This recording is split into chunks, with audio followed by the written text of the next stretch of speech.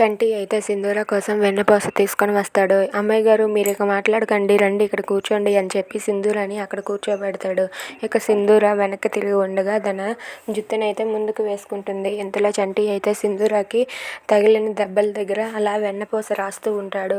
అది చూసి సింధూర అయితే ఏడుస్తూ అమ్మ అంటూ తనకి మంట పెడుతూ ఉంటుంది. అయినా సరే సింధూర అయితే అలా ఓర్చుకుంటూ ఉంటుంది. ఇక చంటి అయితే అమ్మాయి గారు ఎంత ఎంత దెబ్బలు తగిలే చూడండి అమ్మాయి గారు, ఇదంతా నా కారణంగానే కదా, నాకేం జరగకుండా ఉండాలని మీరెందుకు అమ్మాయి గారు ఎంతలా తాపత్రయం పడుతున్నారు, అయినా నా కారణంగానే మీకు ఇప్పుడు బాధ కలుగుతుంది, నాకు ఎంత బాధగా ఉంది తెలుసా అమ్మాయి గారు అని చెప్పి అంటూ ఉంటాడు.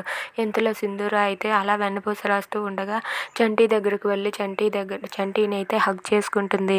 అది చూసి చంటి అయితే ఒక్కసారిగా షాక్ అయిపోతాడు. ఇక సింధూర ఎలా అంటూ ఉంటుంది, ఏంటి చంటి ఎప్పటికైనా సరే నా మనసులోని బాధ ఏంటో నీకు అర్థం కావటం లేదా, నా మనసులోని ప్రేమని నువ్వు తెలుసుకో చంటి అని చెప్పి సింధూర అయితే చంటితో అంటూ ఉంటుంది. అది విని చంటి అయితే ఏంటి అమ్మాయి గారు ఏం మాట్లాడుతున్నారు అమ్మాయి గారు అని చెప్పి అంటూ ఉంటాడు. ఇక సింధూర మాత్రం చంటి నా మనసులోని మాట ఏంటో నీకు ఇప్పటికైనా అర్థమైందా లేదా చంటి అని చెప్పి సింధూర అయితే చంటిని గట్టిగా పట్టుకొని ఏడుస్తూ ఉంటుంది. అది చూసి చంటి అయితే అమ్మాయి గారు ఏంటి అమ్మాయి గారు వగ్గండి అమ్మాయి గారు అని చెప్పి అంటూ ఉంటాడు. అయినా సరే సింధూర చంటిని గట్టిగా పట్టుకుంటుంది. Thanks for watching friends, please subscribe our channel.